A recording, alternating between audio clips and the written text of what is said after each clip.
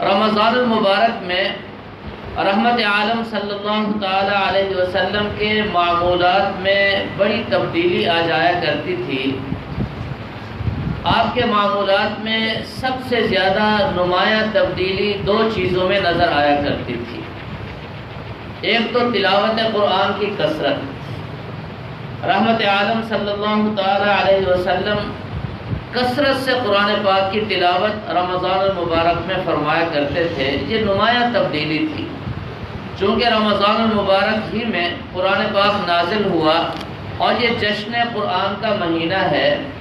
رحمت عالم صلی اللہ تعالی علیہ وسلم رمضان المبارک میں اس قدر تلاوت فرماتے اور تلاوت کا اس قدر اہتمام فرماتے، حدیث پاک میں آتا ہے کہ رات دن آپ کا معمول تلاوت کا ہو جاتا اور حضرت جبریل علیہ السلام بھی تشریف لاتے اور رحمت عالم صلی اللہ علیہ وسلم حضرت جبریل امین کو قرآن پاک سناتے اور حضرت جبریل امین رحمت عالم صلی اللہ علیہ وسلم کو قرآن پاک سناتے۔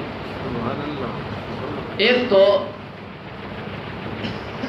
یہ معمول تھا آپ کا، اور آپ کا دوسرا معمول شعبان المعظم کے مہینے سے ہی صدقات میں کثرت، اور جب رمضان المبارک کا مہینہ شروع ہوتا تو آپ کی سخاوت اور آپ کے عطایا میں اس قدر نمایاں تبدیلی دیکھنے کو ملتی۔ صحابہ کرام فرماتے ہیں کہ آپ اس قدر سخاوت فرماتے اور اس قدر عطایا فرماتے اور اس کو یوں تعبیر کیا جیسے تیز ہوا کے جھونکے ساری انسانیت محسوس کرتی ہے۔ رحمت عالم صلی اللہ تعالی علیہ وسلم کے صدقات، عطایا اور جود و سخا تیز ہوا کے جھونکوں کی طرح گویا کہ عام ہو جاتی اور اس میں ساری مخلوقات اس سے نفع اٹھاتی۔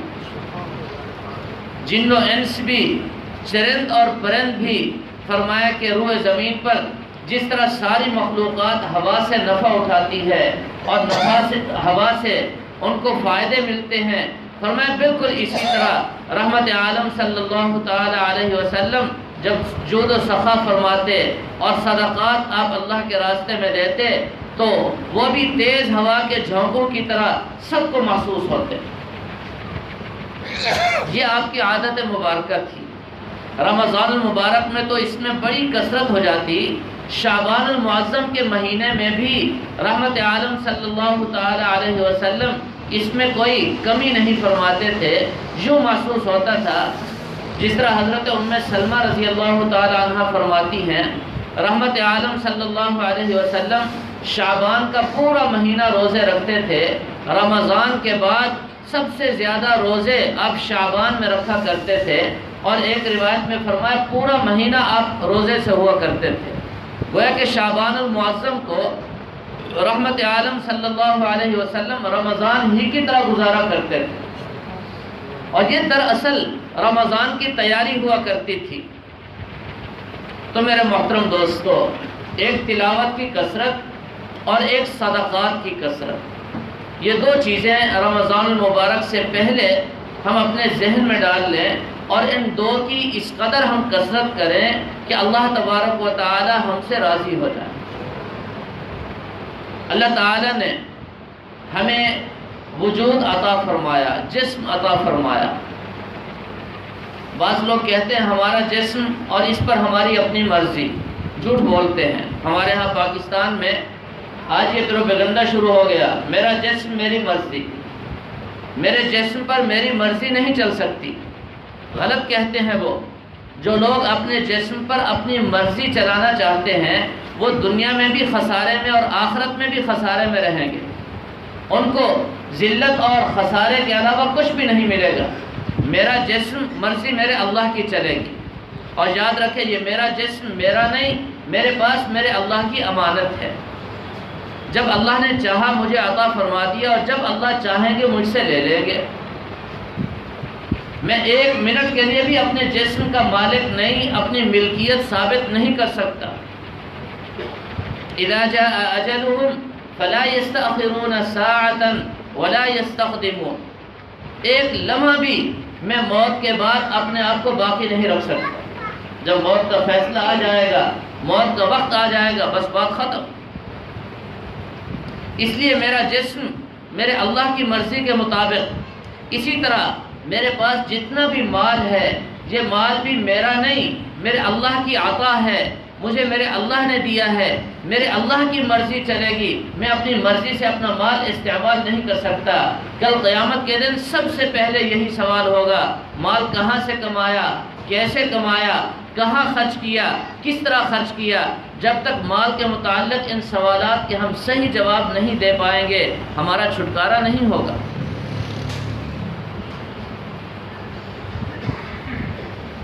اس لیے امام طبری رحمہ اللہ تعالی نے بڑی عجیب بات لکھی ہے، فرمایا کہ ایک سائل انسان کے پاس آتا ہے، بھیک مانگنے کے لیے آتا ہے، فرمایا کہ اس وقت انسان کو دو چیزیں دیکھنی چاہیے۔ سب سے پہلے تو یہ دیکھے کہ میرے اللہ کا مجھ پر کتنا بڑا کرم ہے کہ اللہ نے مجھے مانگنے سے بچا لیا۔ میری طرح یہ انسان، میرے جیسا اس کا جسم، اگر اللہ مجھے اس کی جگہ کھڑا کر دیتے اور میں کسی سے مانگ رہا ہوتا تو میری کیا حالت ہوتی۔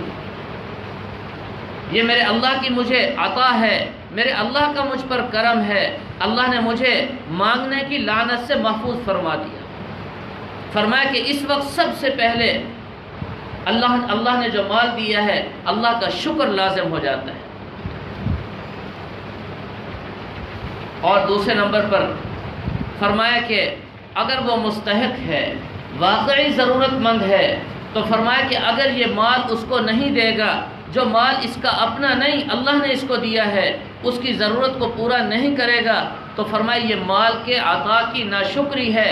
اللہ نے جو اس کو مال دیا، گویا کہ اس مال پر یہ ناشکری کر رہا ہے، اور ناشکری کا نتیجہ یہ ہے کہ اللہ تعالیٰ اس کا مال ضائع فرما دے۔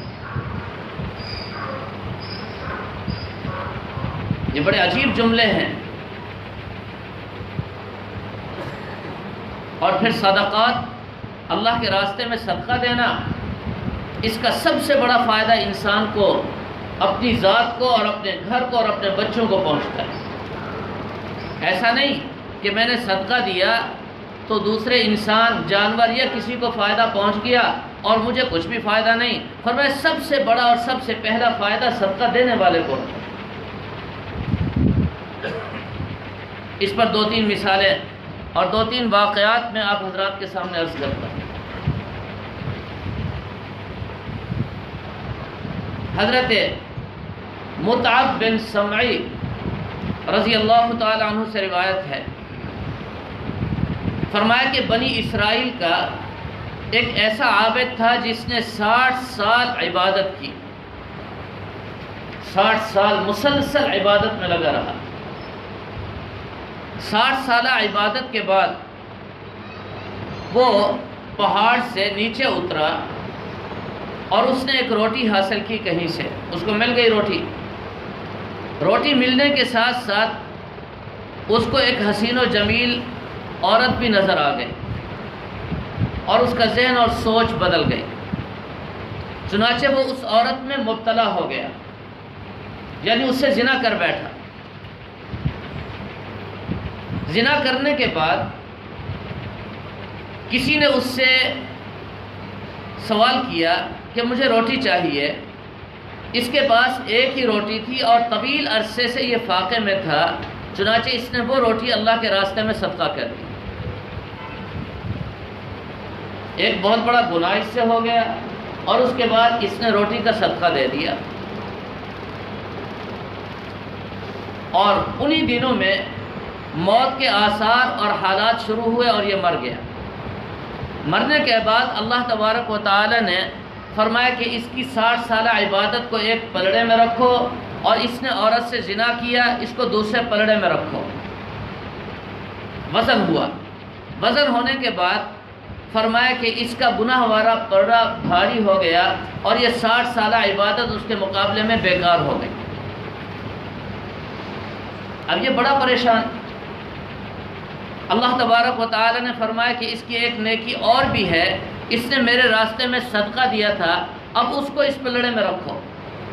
اس کی ایک روٹی جو اس نے صدقہ کی تھی اس پلڑے میں رکھا گیا، تو فرمایا کہ یہ پلڑا اس زنا والے پلڑے سے کہیں زیادہ بھاری ہو گیا، اللہ نے فرمایا کہ اس کو جنت میں بھیج دو۔ اب ایک روٹی اللہ کے راستے میں صدقہ کی اور دنیا میں زنا جیسا گناہ کیا، اس صدقے کی بدولت اللہ نے اس کو معاف کر دیا۔ لیکن صدقہ ایسے نہیں کہ گناہ کر لیا اور پھر اس نیت سے کر لیا کہ صدقہ کریں گے اور آگے جان چھوٹ جائے گی، یہ نہیں۔ آگے چل کر میں اس پر بھی بات کرتا ہوں۔ دوسرا واقعہ حدیث پاک میں آتا ہے، رحمت عالم صلی اللہ تعالی علیہ وسلم فرماتے ہیں ایک آدمی کے پاس بے شمار بکریاں تھیں۔ ایک دفعہ اس نے جو لاغر اور کمزور اور تھوڑی سی بیمار ہوئی بکری، اس کو اللہ کے راستے میں صدقہ کر دیا۔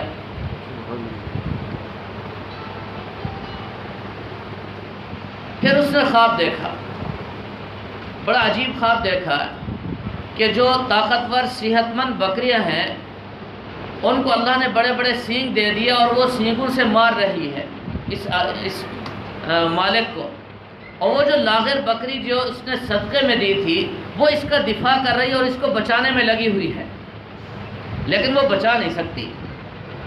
وہ کیا کرے جی؟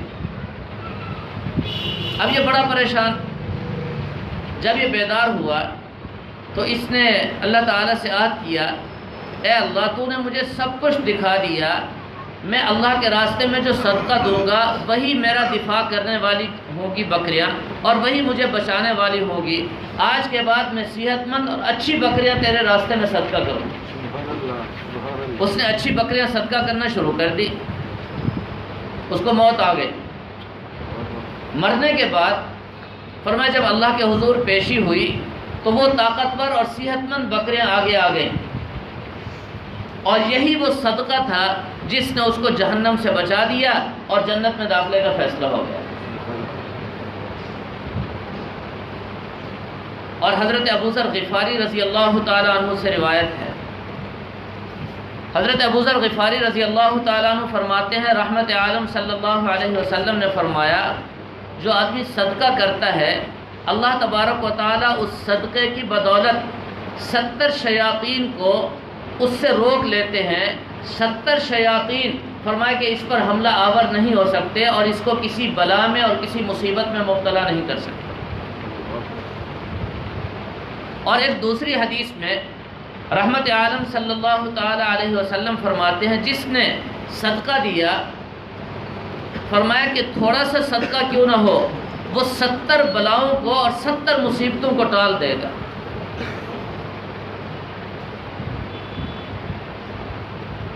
اور حضرت عائشہ رضی اللہ تعالی عنہ سے بڑی عجیب حدیث مروی ہے۔ حضرت عائشہ رضی اللہ تعالی عنہ فرماتی ہیں ایک عورت میرے پاس آئی اور اس نے اپنا ہاتھ آستین میں چھپایا ہوا تھا۔ میں نے اس کو کہا کہ آستین سے اپنا ہاتھ نکالو، تم نے کیوں چھپایا ہوا ہے؟ اس نے ہاتھ باہر نہ نکالا اور میرے پوچھنے پر مجھے بتایا بھی نہیں، تو میں نے اصرار کرتے ہوئے کہا، میں نے کہا میں اس وقت تک تمہیں گھر سے نہیں جانے دوں گی جب تک تم مجھے اس کا واقعہ نہیں بتاؤ گی کہ اس کا مسئلہ ہے کیا۔ تو اس نے بڑی عجیب بات بتائی، وہ کہنے لگی کہ میرے والد صاحب بڑے سخی تھے، اللہ کے راستے میں بڑا مال صدقہ دیا کرتے تھے، جتنا میرے والد سخی تھے اتنا بلکہ اس سے بھی کہیں زیادہ میری والدہ بخیل تھی۔ وہ زیادہ سے زیادہ پھٹے پرانے کپڑے جو بالکل کسی کام کے نہیں رہتے تھے وہ اللہ کے راستے میں دیتی، اور بعض دفعہ چربی کے چھوٹے سے ٹکڑے وہ اللہ کے راستے میں دے تو دے دیتی، ورنہ وہ کچھ بھی نہیں دیا کرتی تھی۔ میرے والدین کا انتقال ہو گیا، میں نے خواب دیکھا کہ میرے والد محترم ایک حوض پر اور ایک نہر پر بیٹھے ہیں اور پیاسے لوگ آ رہے ہیں اور وہ گلاس بھر بھر کے ان کو پانی پلا رہے ہیں۔ میں نے اپنے والد کو دیکھا خواب میں، اور دوسری جانب میں نے اپنی والدہ کو دیکھا، وہ ایک جگہ کھڑی ہے اور بڑی پریشان کھڑی ہے، اور اس کو اپنا ننگ چھپانے کے لیے اس کے پاس سوائے پرانے پھٹے پرانے کپڑوں کے کچھ بھی نہیں، وہ چیتڑے اٹھا کر بڑی مشکل سے اپنے ننگ کو چھپا رہی ہے اور چربی کا چھوٹا سا ٹکڑا اٹھا کر اس کو چوس رہی ہے اور چیخ رہی ہے، ہائے پیاس، مجھے پانی ہو، مجھے پانی ہو۔ میں نے کہا یہ عجیب بات ہے، میرے ابا تو پانی تقسیم کر رہے ہیں اور میری اماں پیاس کر رہی ہے۔ میں نے جلدی سے اپنے ابا سے ایک گلاس پانی کا لیا اور اپنی اماں کو پیش کر دیا۔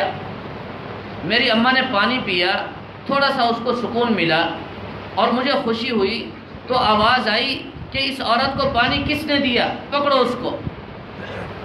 اور پھر اگلی آواز یہ آئی، یہ حدیث حضرت عائشہ رضی اللہ تعالیٰ عنہ کی حدیث سنا رہا ہوں، اگلی آواز آئی کہ اس کا ہاتھ، جس ہاتھ سے پکڑ کر اس نے پانی دیا اس عورت کو، اس کا ہاتھ شل کر دیا جائے۔ وہ کہتی ہے جب میں بیدار ہوئی تو اس وقت میرا ہاتھ بالکل اسی کیفیت میں، جس کیفیت میں نے خواب دیکھا تھا، شل ہو چکا تھا، اور اس دن سے میں نے اس کو اپنی آستین میں چھپا رکھا ہے۔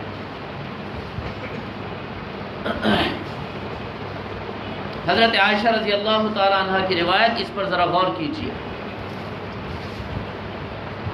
یہ انجام اور واقعات ہیں جو احادیث کے ذریعے ہمیں بتا دیے گئے۔ میرے محترم دوستو، حضرت عیسیٰ علیہ السلام کی ایک حدیث پاک ہے، بڑا عجیب واقعہ ہے۔ حضرت عیسیٰ علیہ السلام کا گزر ہوا ایک بستی سے، آپ حضرات جانتے ہیں حضرت عیسیٰ علیہ السلام مستجاب الدعوات پیغمبر تھے، جو بھی دعا فرمایا کرتے تھے اللہ فوراً قبول فرما لیتے تھے، حتیٰ کہ کسی مردے کو کہہ دیتے قم باذن اللہ، یہ بھی دعا ہوتی تھی، اللہ کے حکم سے فوراً مردہ بھی کھڑا ہو جاتا تھا۔ مادر ذات اندھا، اس کے لیے آپ دعا فرماتے فوراً اس کو بینائی مل جاتی۔ ابرئ الاکمہ والابرص واحیی الموتى باذن اللہ، برس کا بیمار، فرمایا کہ حضرت عیسیٰ علیہ السلام کا یہ معجزہ تھا، آپ دعا فرماتے وہ ٹھیک ہو جاتا۔ تو ایک بستی سے آپ کا گزر ہوا تو بستی والے سارے جمع ہو کر آ گئے حضرت عیسیٰ علیہ السلام کے پاس، یا نبی اللہ، اے اللہ کے محبوب پیغمبر، ہمارے ہاں ایک دھوبی آتا ہے، یہ ہمارے کپڑے پھاڑ بھی دیتا ہے، روک بھی لیتا ہے اور ہمیں بڑا پریشان کرتا ہے، ساری بستی اس سے تنگ ہے، آپ دعا کریں یہ اپنی گٹھڑی سمیت ختم ہو جائے اور ہماری بستی میں واپس نہ آئے۔ حضرت عیسیٰ علیہ السلام پتہ نہیں کس کیفیت میں تھے، ہاتھ اٹھا لیا اور دعا فرما دی۔ اب ساری بستی مطمئن ہو گئی کہ کل سے ہماری جان چھوٹ جائے گی اس سے، لیکن جب کل ہوئی تو وہ اسی آب و تاب کے ساتھ اور اسی رونق کے ساتھ وہ بستی میں پہنچ گیا۔ سارا دن اس نے کام کیا اور اسی ترتیب میں سارے معاملات اس نے نمٹائے، شام تک وہ باقی رہا۔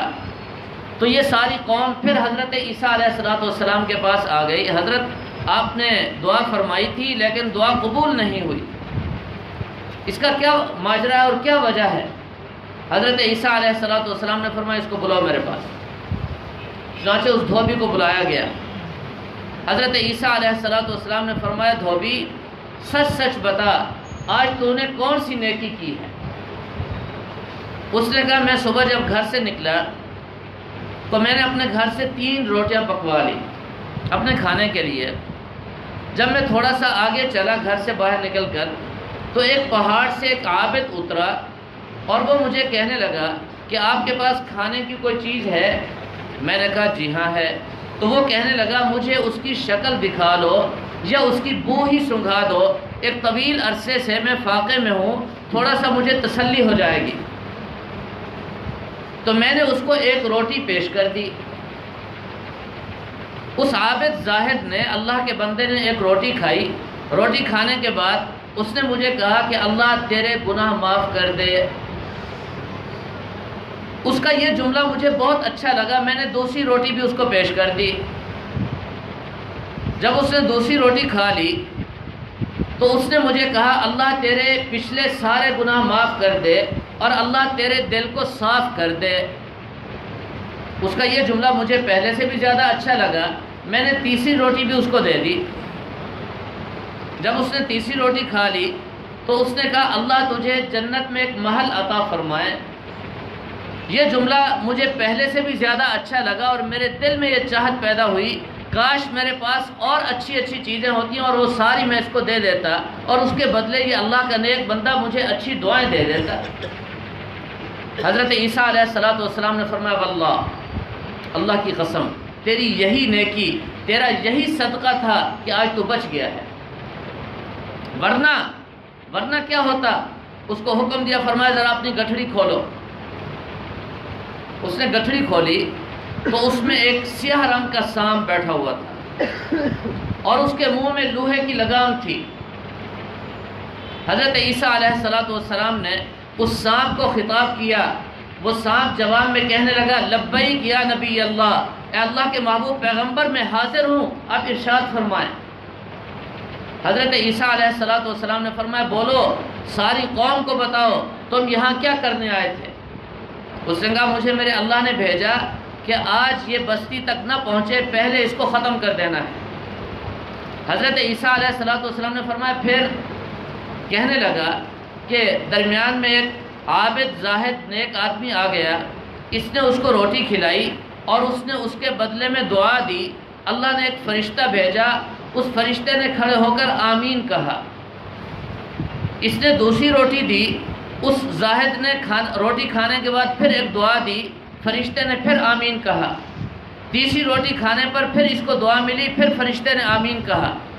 جب تیسری مرتبہ اس نے آمین کہا تو ایک دوسرا فرشتہ آسمان سے اترا، اس نے آ کر میرے منہ میں لوہے کی لگام ڈال دی اور مجھے اس نے کہا خبردار، میری اجازت کے بغیر تم نے کوئی حرکت نہیں کرنی۔ اب میں اس کی اجازت کا منتظر تھا، ابھی تک اس کی طرف سے مجھے کوئی اجازت نہیں ملی، یہ لوہے کی لگام میرے منہ میں اس نے ڈال دی اور مجھے حکم ملا ہے کہ میں نے اب اس کو کچھ بھی نہیں کیا۔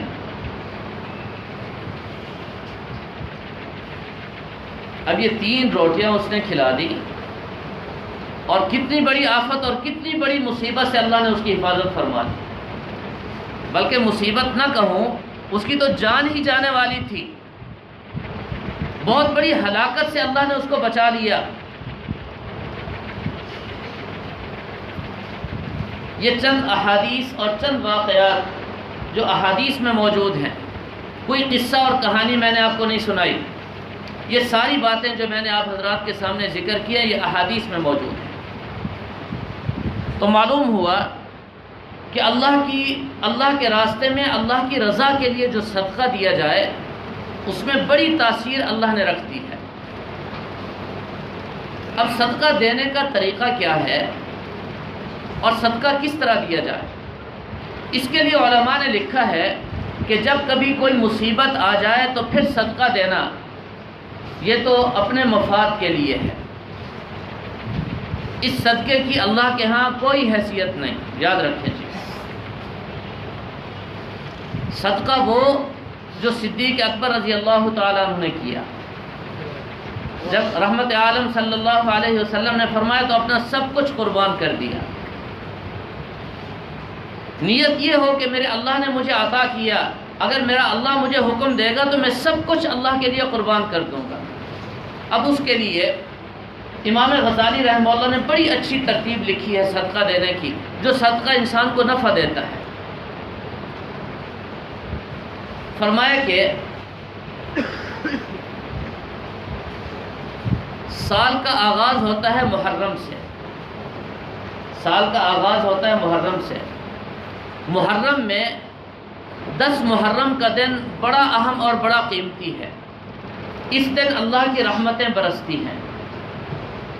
فرمایا کہ سال کے جتنے مہینے ہیں اور ان مہینوں میں جتنے ایام معدودات ہیں، ایام مخصوصہ ہیں اور مخصوص راتیں ہیں، ذی الحجہ ہے، اس میں 10 دن اور پھر اس میں راتیں ہیں، یہ راتیں اور دن سب بڑی قیمتی ہے۔ رمضان پورا قیمتی ہے، شعبان المعظم پورا کا پورا مہینہ بڑی اہمیت کا حامل ہے، ربیع الاول کے ایام ہیں۔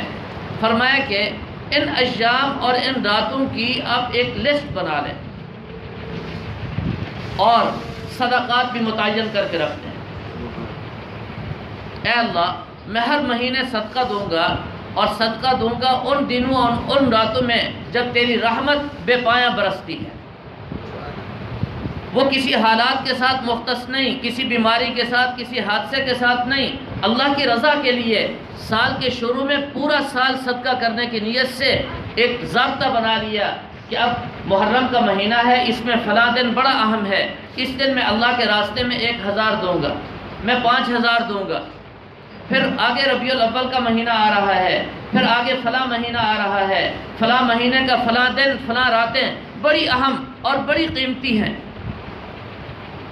ان ایام اور ان دنوں کے لیے آپ صدقات مختص کر دیں، اور پھر وہ صدقہ اس طرح دیں، فرمائے جس طرح اولیاء اللہ دیا کرتے تھے۔ طریقہ اولیاء اللہ کا یہ تھا کہ سب سے پہلے وہ نابینا حضرات کو تلاش کرتے تھے اور ان کو اس طرح دیتے تھے کہ ان کو پتہ ہی نہ چلے کس نے دیا۔ اگر کوئی نابینا مستحق نہ ہوتا تو پھر کسی مستحق کو اس طرح بھجواتے تھے کہ اس کو پتہ نہ چلے کہ یہ کہاں سے آئے ہیں، بس مل گئے ہیں۔ جس طرح حدیث پاک میں آتا ہے دائیں ہاتھ صدقہ دے تو بائیں ہاتھ کو پتہ بھی نہ چلے، مراد اس سے یہ ہے۔ یہ جو نفلی صدقات ہیں اس میں امام طبری رحمہ اللہ تعالی فرماتے ہیں تمام فقہا کا اتفاق ہے کہ اس میں اخفاء یعنی چھپ کر اور چھپا کر دینا افضل ہے، اور زکوٰۃ میں اجازت ہے، اب کھلم کھلا دیں، اعلانیہ دیں یا چھپ چھپا کر کے دیں۔ تو نفلی صدقات میں حکم یہ ہے کہ آپ چھپا کر کے دیں، اور پورے سال کا ایک تخمینہ اور ایک اندازہ لگا لیں، ہر مہینے آپ کا صدقہ جانا چاہیے، اور اگر آسانی ہو تو ہر روز صدقہ جانا چاہیے۔ اس سے بڑی بڑی مصیبتیں اور بڑی بڑی آفتیں ٹل جاتی ہیں۔ اور پھر اس کے ساتھ جو بات جو آج میں آپ حضرات سے عرض کرنا چاہتا ہوں وہ یہ ہے کہ انسان بھی ہمارے صدقات کے محتاج ہیں، اور ذی کبد ہر جگر والی چیز، ہر ذی روح چیز ہمارے صدقات کی مستحق ہے۔ اب حدیث پاک پڑھ چکے ہیں، پیاسے کتے کو ایک فاحشہ عورت نے پانی پلایا، اس کے بدلے اللہ نے اس کو جنت عطا فرما دی، اور ایک بلی کو عورت نے روک کر کے رکھا، نہ اس کو کچھ کھلایا پلایا اور نہ چھوڑا، اس کے بدلے اللہ نے اس کو جہنم میں داخل کر دیا۔ اور پھر احادیث میں ذخیرہ احادیث میں کئی واقعات ایسے ہیں، مثال کے طور پر اونٹ نے رحمت عالم صلی اللہ تعالی علیہ وسلم سے گفتگو کی اور اپنے مالک کی شکایت کی۔ اور ایک نبوت سے پہلے کا واقعہ رحمت عالم صلی اللہ علیہ وسلم، بلکہ نبوت کے بعد ہی کا واقعہ ہے یہ بھی۔ رحمت عالم صلی اللہ علیہ وسلم ایک صحابی کے گھر تشریف لے گئے تو وہاں ایک ہرنی بندھی ہوئی تھی، مشہور واقعہ ہے۔ رحمت عالم صلی اللہ علیہ وسلم جب پہنچے تو وہ ہرنی رونے لگی، آنسو بہانے لگی، اور قریب آ کر بڑے ادب سے اور بڑی محبت اور عقیدت کے ساتھ اس نے آ کر سلام پیش کیا، حدیث میں موجود ہے، اور آ کر عرض کیا یا رسول اللہ یہ صحابی آپ کا مجھے پکڑ کر کے لے آیا ہے، میرے چھوٹے چھوٹے بچے وہاں رو رہے ہوں گے، چیخ رہے ہوں گے اور بھوکے اور پیاسے ہوں گے، میں ان کے لیے بیتاب ہوں اور پریشان ہوں۔ ماں ماں ہوتی ہے، چاہے انسان کی ہو چاہے جانور کی ہو۔ رحمت عالم صلی اللہ علیہ وسلم نے اس ہرنی کو بڑے پیار سے دیکھا اور بڑی محبت سے اس کے اوپر ہاتھ رکھا اور اس کی کمر پر ہاتھ پھیرا۔ یہاں ایک محدث نے بڑا عجیب جملہ لکھا ہے، فرمایا کہ کتنی خوش قسمت ہے وہ ہرنی۔ فرمایا اگر اس ہرنی کی نسل میں سے کوئی ہرنی مجھے مل جائے تو میں اس کے پاؤں کی مٹی کو اپنی آنکھ کا سرما بناؤں گا۔ کیوں؟ یہ وہ خوش قسمت ہرنی ہے کہ اس کی اماں کی پیٹھ پر رحمت عالم صلی اللہ علیہ وسلم نے اپنے مبارک ہاتھ پھیرے تھے۔ وہ کہنے لگی یا رسول اللہ آپ مجھے چھوڑ دیجئے، میں دودھ پلا کر یہاں واپس آؤں گی، مجھے اجازت دیجئے۔ رحمت عالم صلی اللہ علیہ وسلم نے مالک سے کہا میری ضمانت پر اس کو چھوڑ دو، یہ واپس آئے گی۔ اب ذرا اس پر غور کیجئے اور تصور کیجئے، ایک جانور ہے ہرنی، وہ چلی گئی، آپ نے اجازت دے دی اور دودھ پلا کر فوراً واپس آ گئی۔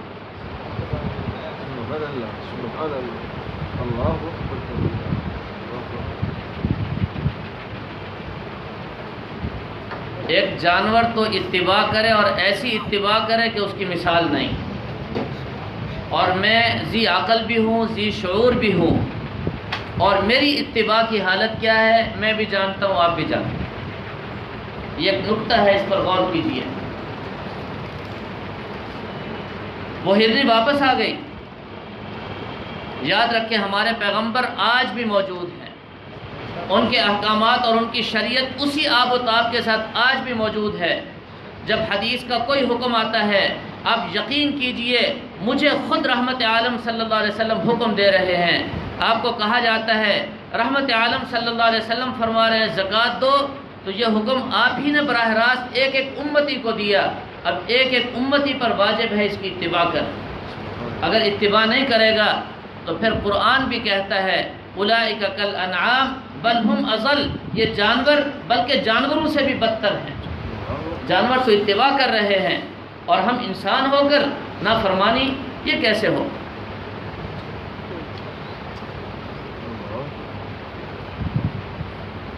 رحمت عالم صلی اللہ علیہ وسلم نے اس ہرنی کی حالت اور کیفیت دیکھی تو صحابی کو فرمایا یہ ہرنی مجھ سے فروخت کر دو، مجھ سے فروخت کر دو۔ اس نے عرض کیا یا رسول اللہ یہ آپ کے لیے ہدیہ ہے۔ جب آپ نے محسوس کیا تکرار کے بعد کہ یہ خوشی سے دے رہا ہے تو آپ نے لے کر اس کو آزاد کر دیا۔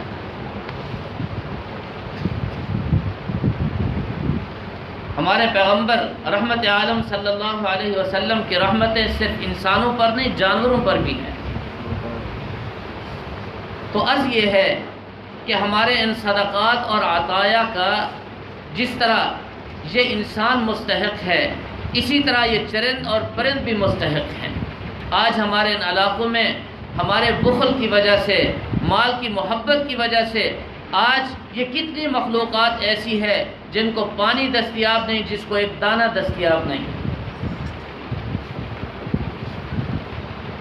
ہمارے اکابرین کا معمول یہ تھا کہ روزانہ کے کھانے میں ساری مخلوقات کا حصہ رکھتے تھے۔ ہم کھانا کھاتے ہیں، دسترخوان میں جتنے ذرات ہیں، جو جو چیز اس میں گرتی ہے اس کو اب ضائع مت کریں، نالی میں مت بہا دیں، اس کو الگ الگ کر کے ان کی جگہ متعین کر دیں۔ یہ چیونٹیاں یہ اپنی جگہ پر جا کر اپنا رزق حاصل کریں، ذریعہ آپ بن جائیں۔ یہ جانور کتا ہے، کوئی بھی جانور ہے، ان کے کھانے پینے کی خوراک آپ کے دسترخوان پر، جو آپ کا دسترخوان بچا کچا ہے، ساری مخلوقات کا رزق اس پر موجود ہے۔ آپ اس کو ضائع مت کریں، اس کو بھی قیمتی بنائیں اور ایک ایک مخلوق تک پہنچائیں۔ یہ اس مخلوق کے ساتھ آپ کی بہت بڑی ہمدردی ہوگی۔ آپ ہمدردی کا اظہار کریں گے، اللہ کی رحمتیں آپ پر برسیں گی، اور ان مخلوقات کی برکت سے اللہ تعالیٰ آپ پر آنے والی مصیبتیں اور بلائیں ٹال دیں۔ اب ان چیزوں میں کیا بخل ہے؟ اگر آپ 1 روپیہ نہیں لگاتے، میں تو کہتا ہوں سب سے پہلے انسان ہے، حضرت انسان، وہ انسان سارا پیٹ بھرے گا، سارے انسان کا پیٹ بھرے گا تو پھر دوسری مخلوق کی طرف توجہ ہوگی۔ تو عرض یہ ہے کہ آپ حضرات اس حوالے سے اپنے معاملات اور اپنی ترتیب ذرا ٹھیک کر لیں، یہ ساری مخلوقات آپ سے مستفید ہیں اور اللہ تعالیٰ کا کرم اور اللہ تعالیٰ کی رحمتیں برسیں۔ تو میرے محترم دوستو، رمضان المبارک بالکل آ چکا ہے، اس کے لیے تیاری فرمائیں اور ذہن میں یہ بات بٹھا لیں کہ ہم نے کثرت سے تلاوت بھی کرنی ہے، روزے بھی رکھنے ہیں اور اللہ کے راستے میں صدقات بھی دینے ہیں۔ جتنے غریب مستحق ہیں ان حضرات کو آپ صدقات دیں۔ استقبال رمضان کے حوالے سے انشاءاللہ چند باتیں جو خصوصی ہیں وہ اگلے درس میں عرض کروں گا۔ اللہ تعالی ہم سب کو دین کی سمجھ نصیب فرمائے، اعمال صالحہ کی توفیق عطا